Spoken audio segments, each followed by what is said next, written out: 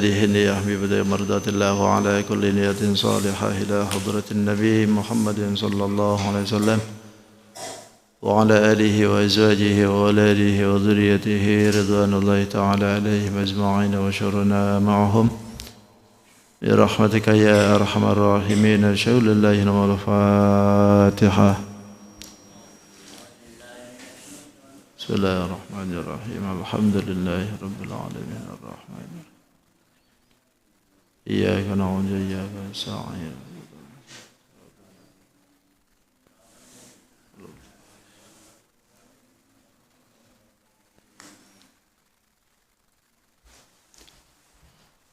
Assalamualaikum warahmatullahi wabarakatuh.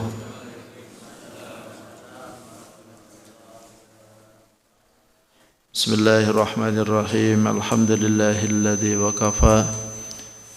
Wassalatu wassalamu ala asyrafil anbiya'i wal mustafa sayyidina Muhammadin wa ala alihi wa ashabihi ahli sidqi wal wafa.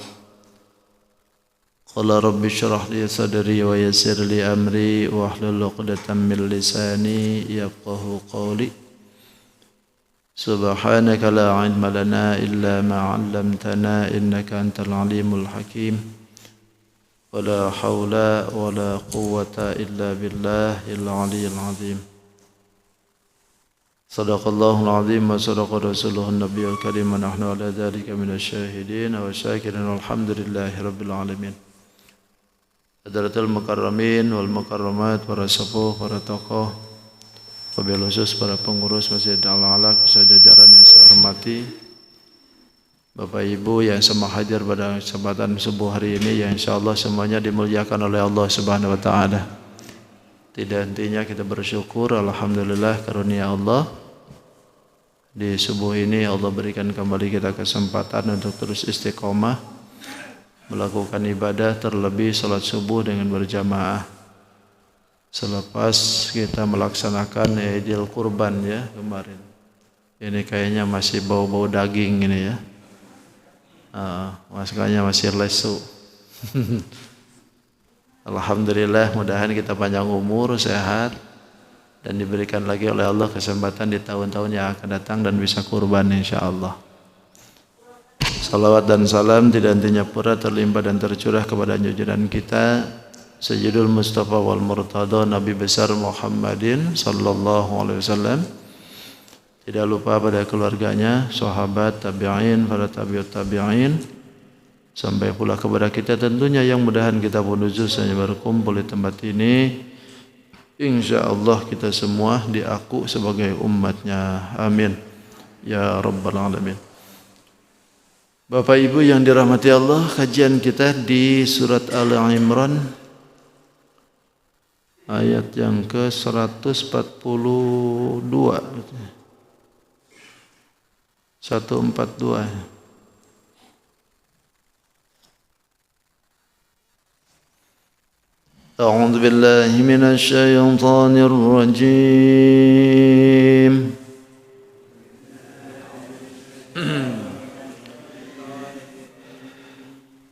Bismillahirrahmanirrahim.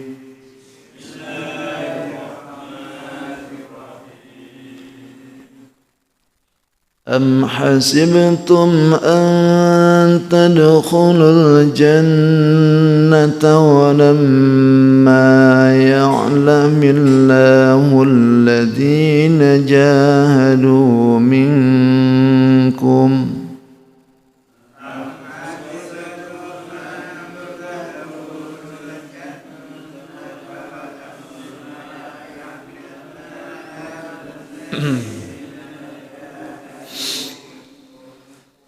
ولما يعلم الله الذين جاهدوا منكم ويعلم الصابرين.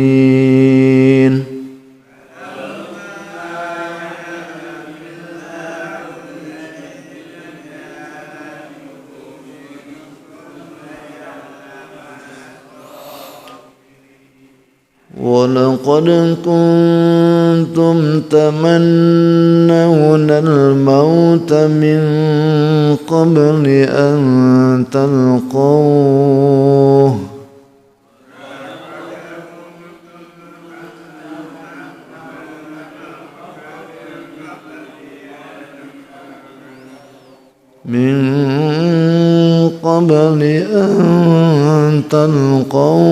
فقد رأيتموه وأنتم تنظرون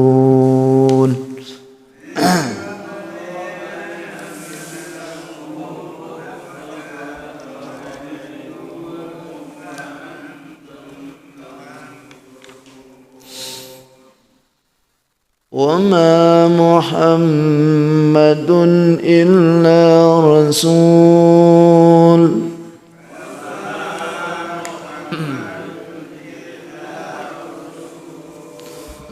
قد خلت من قبله الرسل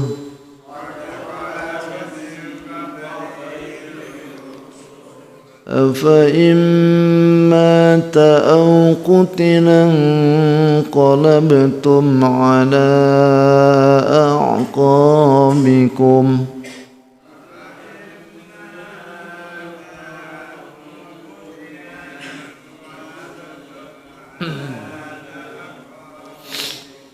ومن ينقلب على عقبيه فلن يضر الله شيئا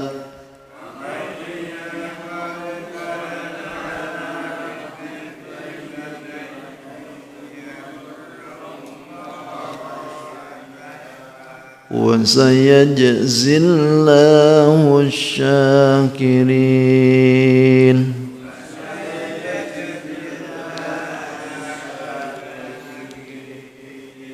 وما كان لنفس أن تموت إلا بإذن الله كتابا مؤجلا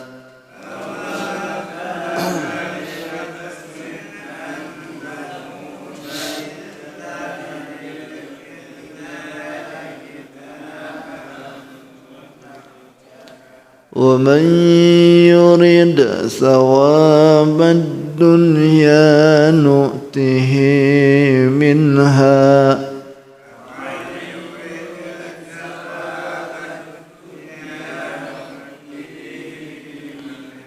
ومن يرد ثواب الآخرة نؤته منها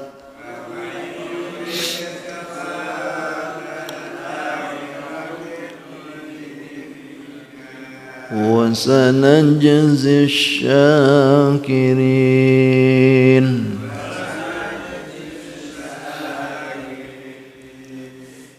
صدق الله العظيم صدق رسوله النبي الكريم ونحن على ذلك من الشاهدين والشاكرين والحمد لله رب العالمين أم حسبتم أن تدخلوا الجنة Allah alam ya kata murad. Am hasibtum apakah kalian mengira an tadkhulu akan masuk surga an tadkhulul jannata kalian akan masuk surga walamma ya'lamillahu padahal belum Allah mengetahui alladzina pada orang-orang jahadu yang berjuang minkum di antara kalian wa ya'lamas sabirina dan belum mengetahui Allah as-sabirina pada orang-orang yang sabar wa laqad kuntum dan sungguh dahulu itu kalian itu tamannau mengharapkan al-mauta mati min qabli an talqauhu sebelum kalian menemuinya itu mati faqad ra'aitumuhu dan sungguh kalian telah melihatnya itu mati wa antum tanzurun, dan kalian menyaksikan. Wa ma Muhammadun, dan tidak lain Muhammad itu illa rasulun, kecuali rasul, utusan. Qad khalat, sungguh telah berlalu, min qablihi, sebelum Rasul Muhammad, ar-rusulu, para utusan. Afa in mata, apakah jika Muhammad itu mati, au qutila, atau terbunuh, in qalabatum, kalian berbalik, ala aqabikum, ke belakang kalian. Wa man, siapa orang yang qalibu, yang berbalik, ala aqibaihi, ke belakang, walai yadurullaha, maka tidak ada madarat untuk Allah syai'an, sedikit pun. Wa sayajzillahu, dan kelak akan beri balasan Allah asyakirina, pada orang-orang yang bersyukur.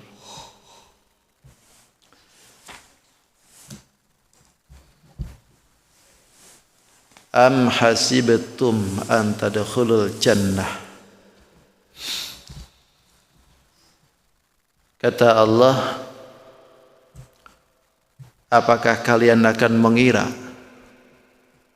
akan masuk ke dalam surga? Walamma ya'lamillahu alladhina jahadu minkum, padahal kata Allah, Allah belum mengetahui siapa orang-orang yang berjihad itu di antara kalian.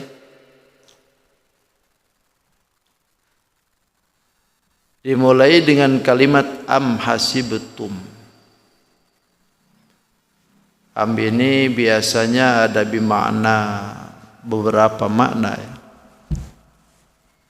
Ada am bermakna ta'yin gitu. Ada am itu bermakna taswiyah. Bahkan ada am yang bermakna idrob. Idrob itu dibagi dua, ada idrob intiqal, ada idrob ibtal. Bermakna bal. Makanya am ini bermakna bal. Pengertiannya untuk memberikan istifham ingkari gitu. Artinya itu tidak akan mengira, janganlah kalian mengira, orang-orang yang mukmin, antadkhulul jannah, untuk masuk surga gitu. Jangan dulu orang mukmin kalian mengira akan masuk surga. Walamma ya'lamillah, sedangkan Allah belum tahu nih. Maksudnya itu bukan Allah belum tahu secara hakikat. Maksudnya secara dohiriyahnya kita nih. Secara dohiriyahnya kita ini kayak apa? Jadi jangan mengira kalian orang yang mukmin itu sungguh kalian akan masuk surga bersama orang-orang yang dulu dengan hanya bermodalkan iman tanpa ada jihad dengan sabar gitu. Makanya disebutkan alladzina jahadu minkum wa ya'lamas sabirin. Sedangkan Allah belum tahu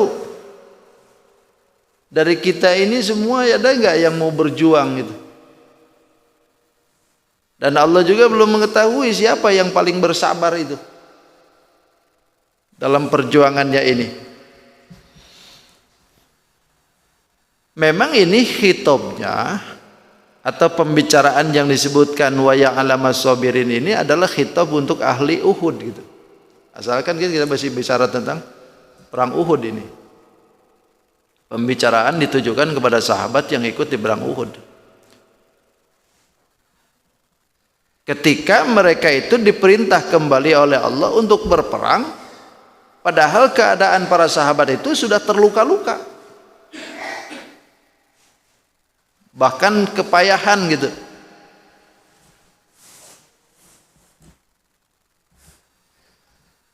Nah, ketika kepayahan seperti itu tuh, Banyak yang mengira bahwa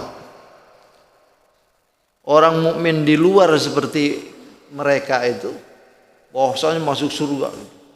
Udah pasti dah masuk surga. Padahal sahabat yang ketika itu ikut perang Uhud saja, ketika hal digituin oleh Allah Subhanahu wa taala, ini kan jadi bahasanya itu, jangan kalian mengira bahwasanya akan masuk surga dengan enak-enakan gitu. Sementara tengok orang yang masuk surga itu ketika ikut perang dengan Nabi di perang Uhud tuh payahnya begitu gitu. Itu baru jadi jaminan tuh. Sementara kita boro-boro diajak perang gitu nih kan. Diajak berjamaah aja ogah-ogahan gitu nih. Sementara dalam hatinya, wah saya masuk surga nih. Diajak iuran masjid aja susah minta ampun kita. Ya kan? Kalau ditanya pasti sampean itu pasti masuk surga semua antum ngakunya pasti itu. Sekalipun tukang maksiat kalau ditanya tuh pasti tuh. Wah, pasti surga dah.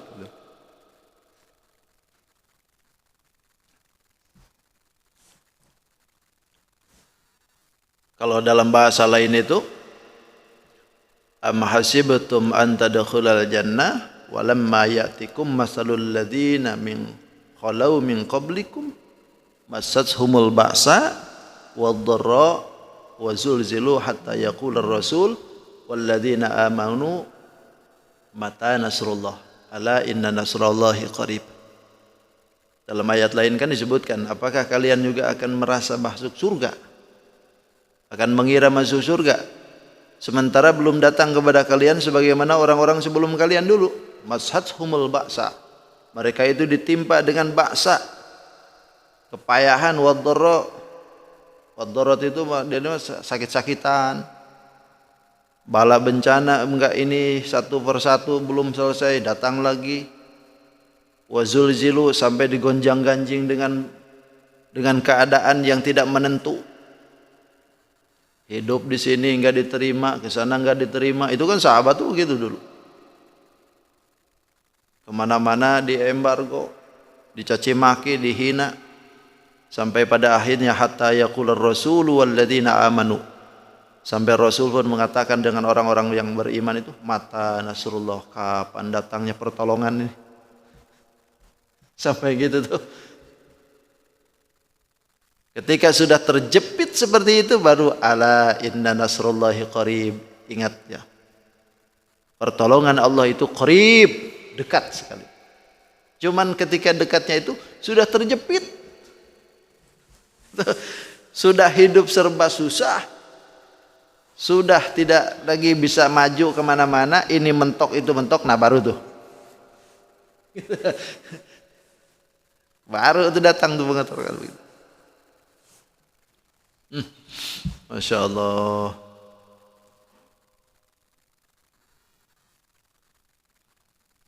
Wal maksudu min dzalika ta'limu man yati ba'dahum.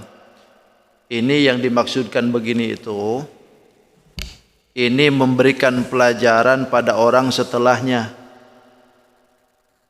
Jadi artinya Allah turunkan ayat ini memberikan pelajaran kepada kita nih. Karena kalau ahli Uhud, ini mereka itu sungguh-sungguh benar-benar berjihad di jalan Allah. Mereka sabarnya betul-betul sabar yang luar biasa. Sampai-sampai ketika sudah luka sekalipun, ketika Nabi itu nyuruh kembali perang, mereka lalu kembali lagi perang. Walaupun kayak apa gitu. Nah ini memberikan pengertian pelajaran kepada kita setelah beliau-beliau itu, para sahabat, bahwa perjuangan itu memang harus seperti itu. Nggak ada henti gitu. Macam kita sekarang habis kemarin kita berkurban, kalau pengorbanan kita di hari raya itu jangan berhenti cuma cukup sampai di hari raya. Karena sejatinya pengorbanan itu tidak mesti harus sampai hari raya. Pengorbanan itu seterusnya terus. Itu salah satu bukti, salah satu sekian aja gitu kan. Dari sekian banyak yang harus kita korbankan untuk Allah. Sejatinya kan pengorbanan itu semasih kita diberikan usia, kesempatan, bahkan diberikan oleh Allah sehat, maka disitulah perjuangan itu harus ada. Bahkan perjuangan kita itu kan pamangkana lahu malun falyatasaddaq bimalihi. Kalau kita ini punya di bidang harta, maka ayo berjuangkan dengan harta. Wa man kana lahu ilmun falyatasaddaq bi ilmihi. Kalau kita ini harta tidak punya tapi ilmu ada, maka perjuangan dengan ilmu. Wa man kana lahu quwwatun falyatasaddaq bi quwwatihi. Ketika ilmu tidak ada, harta tidak ada, tapi tenaga gede, maka perjuangan dengan tenaga. Kan gitu.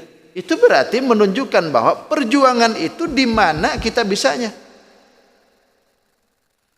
Letaknya kita di mana gitu. Jangan sampai tidak ada perjuangan sama sekali gitu.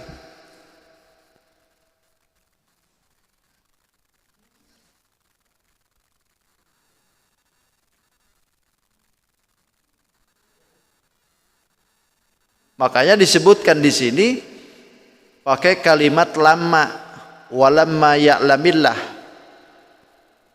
Ini merupakan sindiran sebetulnya, kinayah ini. Tidak akan hasilnya sebuah perjuangan dan kesabaran karena Allah belum mengetahuinya. Tapi kalau seandainya Allah sudah menyebutkan kesabarannya, itu biasanya hasil. Berarti ini kalau menyebutkan lama itu kan halap nafi. Berarti itu menunjukkan bahwa nggak bakalan hasil gitu. Tidak akan bisa berhasil kita masuk surga kalau jihad dengan sabar itu tidak ada.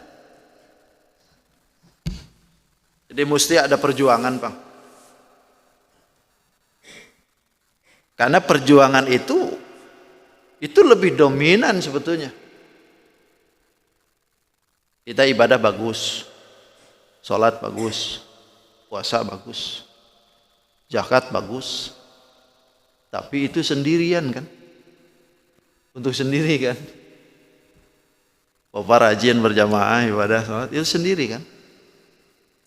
Tapi kalau perjuangan ini macam perang macam begini kan itu perjuangan keseluruhannya ini. Dan itu penegakan agama. Dan biasanya kalau orang itu berlaku baik, orang di sekitar nyaman aja, Bang. Kalau kita jadi ahli sedekah, orang sekitar enak aja. Kita ahli puasa, nyaman aja, Bang. Kita ahli berjamaah, bagus, nyaman aja orang sekitar. Tapi ketika kita ini ngajak mereka untuk ibadah, baru tuh di situ tuh. Jengkel orang itu mulai itu. Ya kan? Kalau Bapak ahli sedekah, ahli puasa itu orang lain sekitar aman. Tapi kalau mulai Bapak itu ngajak orang coba. Di situ tuh mulainya orang tuh. Maka inilah perjuangan tuh. Dan ketika ngajak itu tidak semuanya kadang-kadang diterima. Ada pula yang tidak menerima. Dan ketika tidak menerimanya, maka inilah sabar perjuangan tuh. Tidak semuanya kadang-kadang dalam sesi pengajian itu dihadiri oleh jamaah. Kadang-kadang ada nggak hadir. Kalau di sini kan alhamdulillah kita istiqomah, alhamdulillah. Dari dulu tidak kurang tidak lebih 200 orang nyampe. Alhamdulillah. Sekalipun hujan tetap kita nih kan bagus tuh luar biasa. Tapi ada kalanya saya itu berceramah, nyampaikan keilmuan, hadir cuma beberapa orang aja. Dan disitulah perjuangan tuh. Tidak semuanya yang disampaikan itu disambut dengan suka-suka. Ada juga kadang-kadang tidak menyambut. Kita mikir-mikir dari semalam itu keilmuan supaya takut salah disampaikan. Begitu disampaikan subuhnya, nggak ada yang datang. Coba, itu kalau seandainya kita masuk ke dalam hati terus gitu, bikin kurus kita nih, bikin kurus kan. Tapi ya sudahlah, kita juga sudah banyak makan garam gitu dalam masalah dakwah ini. Jadi ketika datang alhamdulillah, tidak datang pun alhamdulillah juga. Masih ngaji aja seorang dua orang pun syukur aja alhamdulillah. Itu yang penting ada aja ulang ngaji kan.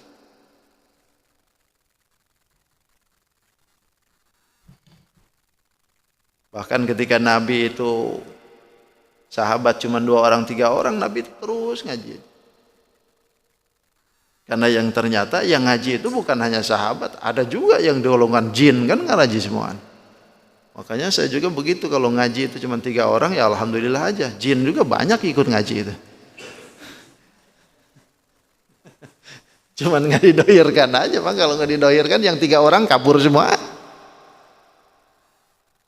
Ngaji juga jin tuh. Karena jin juga banyak juga yang berguru dengan manusia. Manusia jarang berguru dengan jin. Tapi kalau jin itu banyak tuh. Wali-wali Allah itu kadang-kadang tidak sedikit santrinya itu banyak jin juga.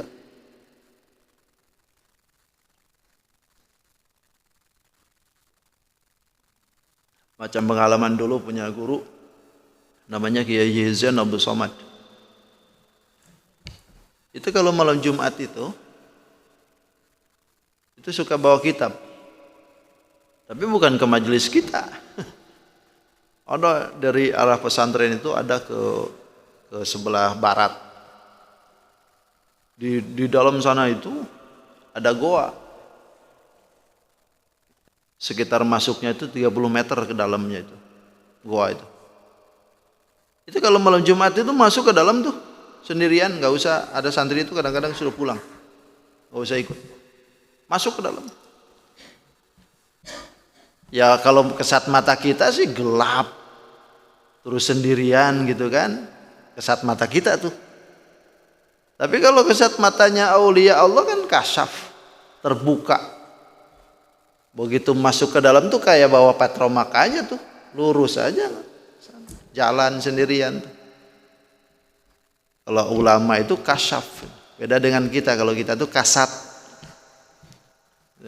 keset katanya, masuk ke dalam. Itu kadang-kadang beberapa jam tuh, sampai jam 1 malam baru keluar. Siapa di dalam itu? Jin. Santrinya jin ditempatkan di situ. Makanya kami itu nggak boleh masuk ke situ. Kamu jangan ke situ, bilangin santri semua, jangan ada yang masuk ke situ. So kalau ada yang masuk ke situ kesurupan ya. Nggak ada yang boleh masuk ke situ. Nah, itu dulu.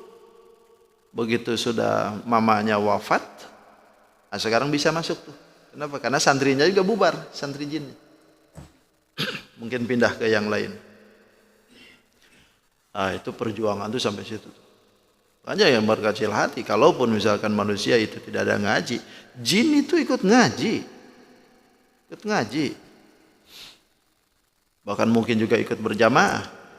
Berjamaah cuma 2 orang. Kalau aminnya begitu giliran aminnya rame kan luar biasa tuh. Nah itulah. Maka ini perjuangan. Terus ada. Wa ya'lamas sabirin. Dan Allah belum mengetahui siapa yang bersabar dalam menghadapi kesulitan itu. Apalagi sifatnya dalam berperang di jalan Allah tuh.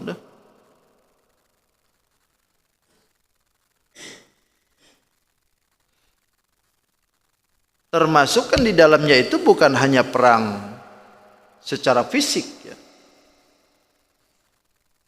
Ada juga termasuk di dalamnya itu adalah jihadun nafsi ini.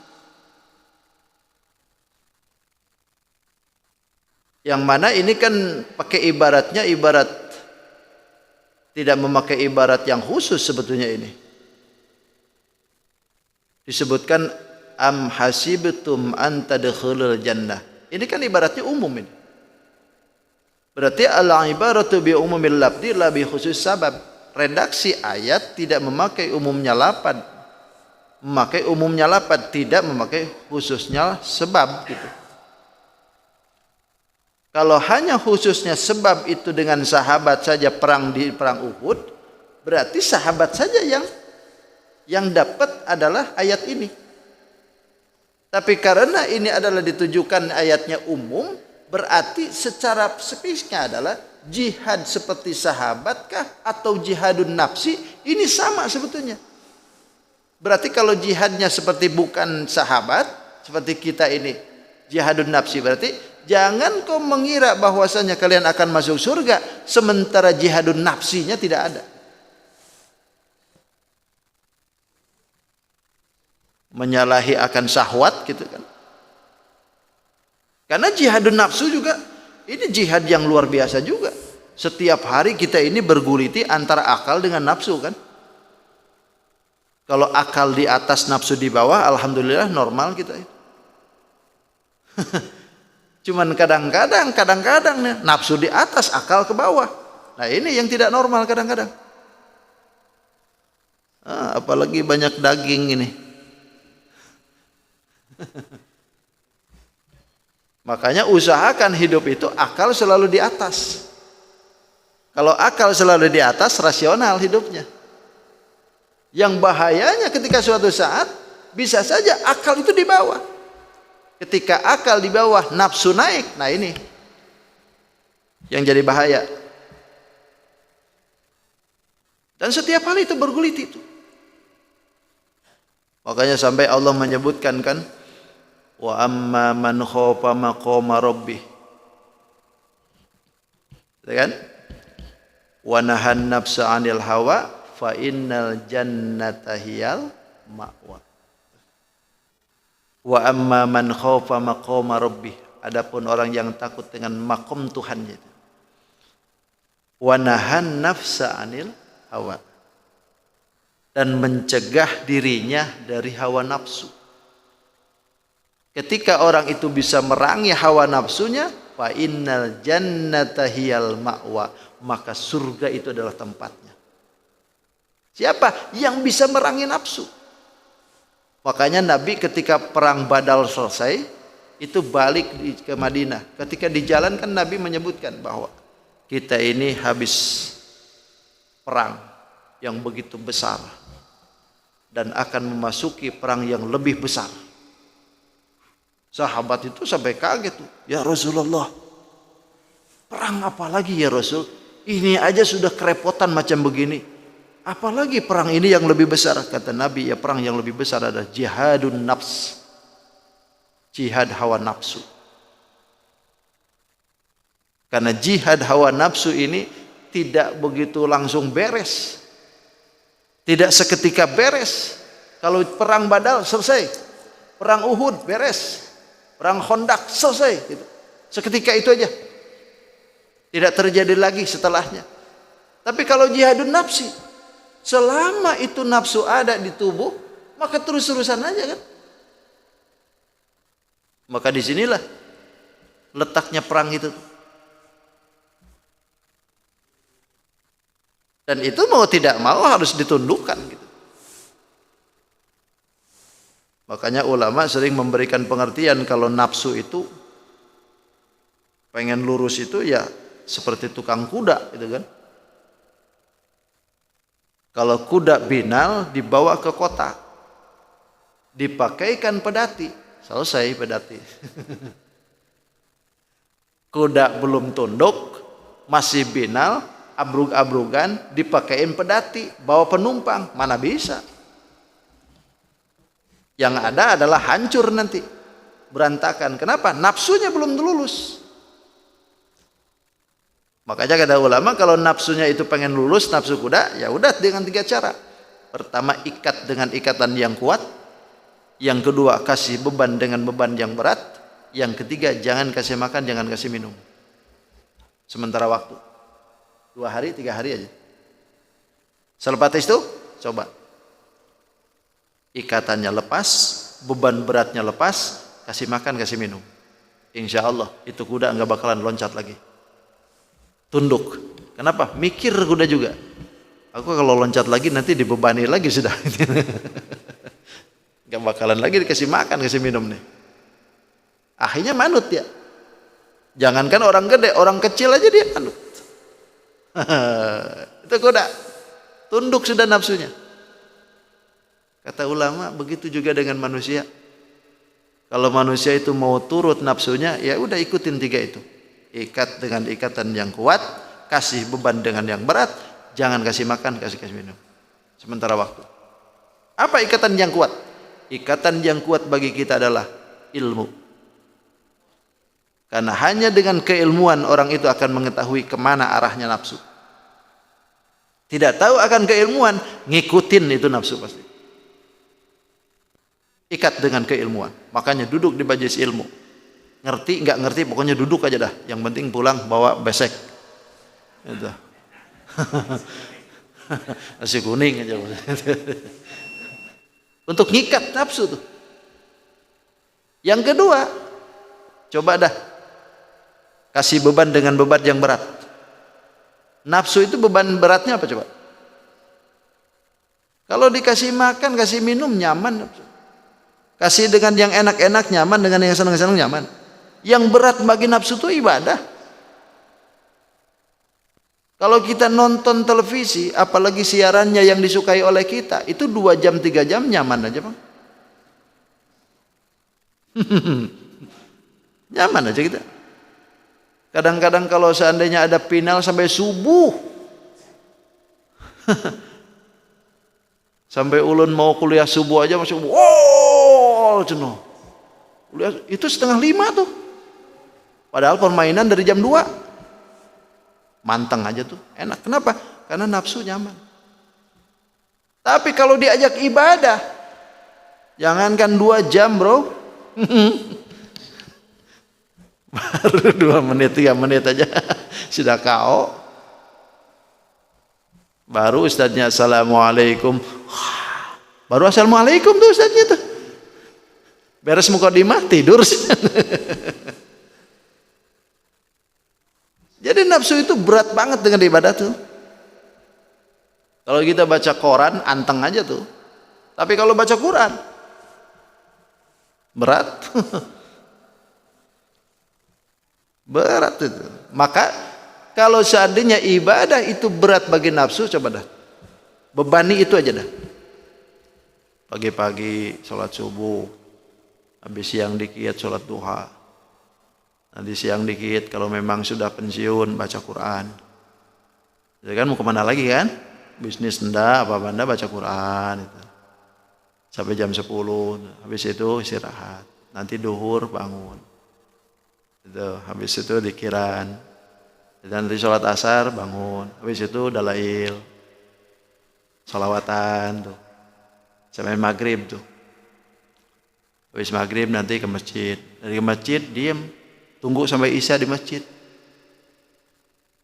Orang tua tuh begitu harusnya. Ini balikan habis maghrib tuh kosong aja masjid tuh. Ngapain lagi bang? Diam di masjid tuh. Bukan ngerumpi juga di masjid tuh. Itu ini reunian di masjid tuh. Tapi ada pula yang anteng di masjid tuh nggak pernah balik tuh, begitu habis maghrib tuh nggak balik-balik sampai isya tuh. Anteng dia, tapi bukan baca Quran, WA-an. Oh, anteng dia tuh di depan duduknya tuh, ternyata lihat WA. Nanti kiran sampai dari maghrib sampai isya tuh nggak usah balik dah. Apalagi kalau sudah di Mekah tuh, habis maghrib jangan pulang sampai isya tuh, diam aja orang tua. Ini udah tuha bolak-balik ke Mekah ke Haram, mereka ya uyuh, capek, diam aja dia. Habis isya pulang ke rumah. Habis pulang ya dikiran lagi di rumah tuh. Dan itu beratnya minta ampun.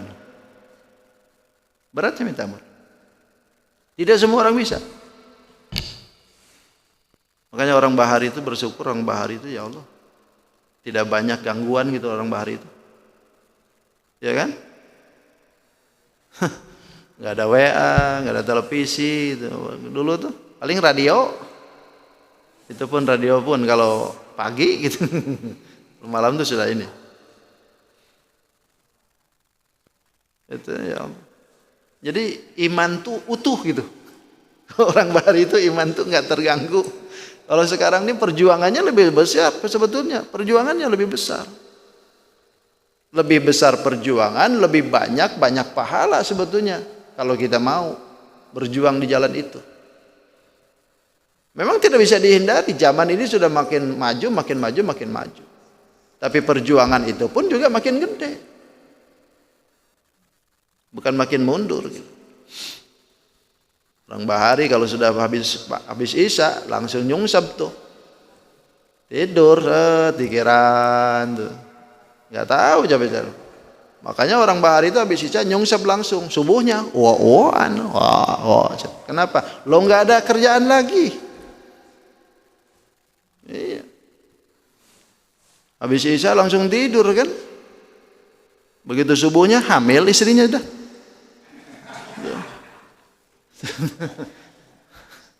Nggak ada apa-apa. Pokoknya orang Bahari banyak anaknya 11, 13. Itu.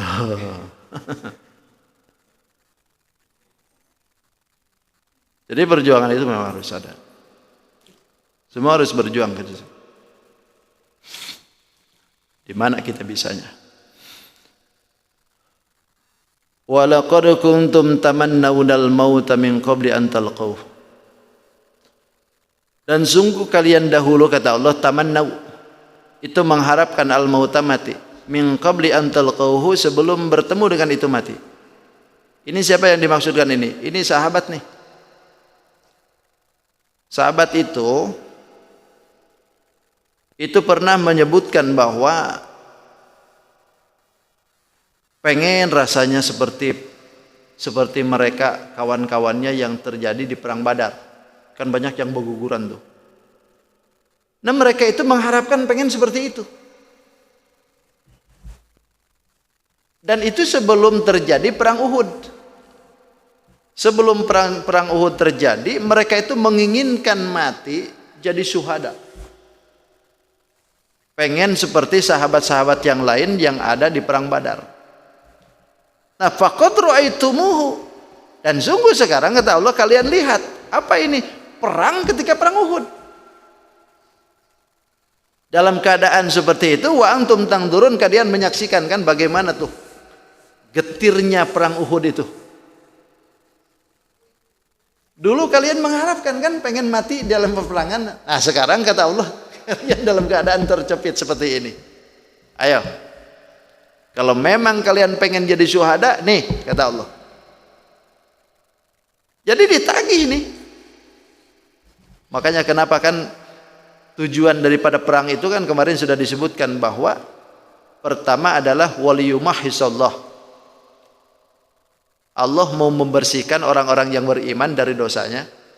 Yang kedua wayamhaqul kafirin, membinasakan orang kafir. Yang ketiga adalah wayattakhidha minkum syuhada. Ingin menjadikan mereka jadi syahid. Itu salah satu tujuan daripada perang itu kalah. Dan yang keempatnya adalah membuktikan bahwa kekuasaan Allah membulak-balikan satu keadaan. Dulu menang, sekarang enggak gitu. Nah, sekarang Allah sungsepkan tuh. Para sahabat itu dipersaksikan oleh Allah untuk menyaksikan kekalahan dalam perang. Dulu pengen banget tuh seperti mereka para syuhada yang ada di perang Badar. Nah sekarang ayo kata Allah. Makanya begitu digitukan oleh Allah tuh Nabi perintahkan lagi mereka itu untuk perang. Kata Nabi, sahabat, ayo kita perang. Kita satukan lagi kekuatan, ayo kita perang lagi. Dalam keadaan payah, luka-luka sudah begitu banyak, lalu yang lain pun masih sudah berguguran, disuruh perang lagi. Kalau kita gimana kira-kira? Balik kabur sudah kita alasannya ya Rasulullah kada kuat lagi. Masih gitu nih. Makanya sejelek-jeleknya iman sahabat enggak bakalan bisa menandingi. Sejelek-jeleknya iman sahabat tidak akan bisa tertandingi. Bahkan sedekahnya sahabat 1 mud kita segede gunung Uhud enggak bakalan bisa tertandingi. Gitu. Saking hebatnya mereka nih, insyaallah.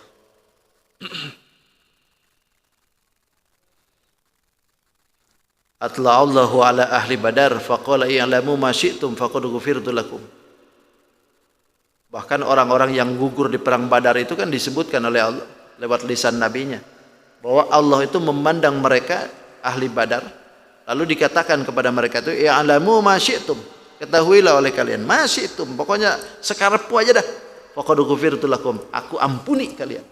Orang yang ikut perang Badar itu semuaan diampuni dosanya, walaupun kayak apa gitu. Makanya ada sahabat Nabi yang ketika mau putuh Mekah ngirim surat ke orang Mekah kan, pengkhianat kan itu. Ketika itu tertangkaplah dia, suratnya dibawa ke hadapan Nabi lalu dibaca. Ternyata surat itu adalah memberitahukan ke orang ahli Mekah Muhammad dengan pasukan akan datang ke Mekah. Padahal waktu itu sudah diinstruksikan tidak boleh ada seorang pun yang memberikan info. Dia ini memberikan info ke sana. Untung Jibril datang. Hebatnya Rasul gitu. Jibril datang, kata Jibril, "Hai Muhammad tuh, si Anu ngirim surat. Kejar tuh perempuan." Dikejarnya tuh perempuan tuh. Begitu sudah dikejar enggak mau ngaku perempuan. Lalu kata Sayyidina Ali, kalau engkau itu tidak mau ngaku dengan apa yang dikatakan Muhammad itu tidak mungkin bohong. Pasti kau itu ada di suratmu. Mana sini? Kalau tidak mau kau berikan itu surat, aku telanjangi kamu. Begitu dengar ditelanjangi langsung ciut itu perempuan. Iya, udah. Diambilinya tuh. Ternyata di gelungnya deh. Suratnya itu di rambutnya. Ditaruhnya itu. Makanya kalau Bapak hilang duit, coba di rambutnya. Itu diselipin. Digelungnya diambil. Dibawa ke hadapan Nabi itu. Itu ketika diadili sahabat itu, Umar itu sudah meledak pedang. Ya Rasulullah, izinkan aku potong kepalanya. Kata Nabi, jangan. Engkau mendengarkah bahwasanya Allah Subhanahu wa taala memberikan pengampunan kepada mereka yang ikut perang Badar, termasuk dia. Jadi Nabi akhirnya tidak memutuskan itu. Untung itu untuk. Karena dia ikut perang Badar. Seandainya dia itu tidak ikut perang Badar, dipotongnya itu kepala. Karena khianat kan. Insyaallah. Jadi perjuangan sahabat ini luar biasa. Tidak seperti kita, Bang. Kita ini belum seberapanya. Belum seberapanya kita nih. Kalaupun duit seberapa, kita tenaga juga tenaga seberapa. Harta juga berapa. Jauh masih baju lah. Dibandingkan dengan iman-iman sahabat itu. Sementara kita mengira kita ini masuk surga aja. Itu keyakinan kita ini surga aja dah gitu. Padahal ya Allah, perjuangan kita ini sih jauh banget. Jauh banget kita nih. Tapi walaupun kayak gitu mudah-mudahan aja kita masuk surga barataan lah. Ya paling tidak dengan harapan besar lah. Harapan besar itu kita dua. Satu dengan rahmat Allah, yang keduanya dengan syafaatnya Rasulullah. Itu aja dah. Ya. Karena liatin perjuangan kita nih, kayaknya tipis dah. Tipis kita nih kayaknya. Liatin ibadah kita ini tahu sendiri, Bang. Liatin sedekah kita, tahu sendiri kita berapa. Pengorbanan kita pun juga tahu sendiri, kita nih ogah-ogahan. Tapi paling tidak dua hal inilah yang kita harapkan. Pertama adalah rahmat Allah, yang kedua adalah syafaatnya Rasulullah Muhammad sallallahu alaihi wasallam. Saya kira itu kan cukup saya sampaikan. Wallahu a'lam bishawab. Assalamualaikum warahmatullahi wabarakatuh. Allahumma arhamna bil Qur'an waj'alhu lana imaman wa nuran wa hudan wa rahmah. Allah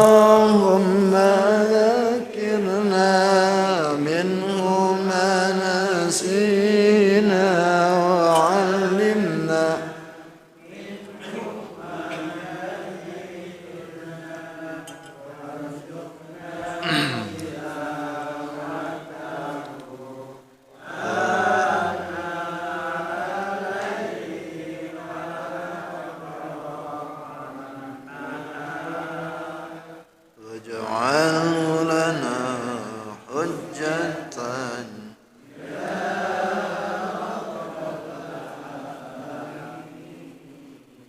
تقبل الله منكم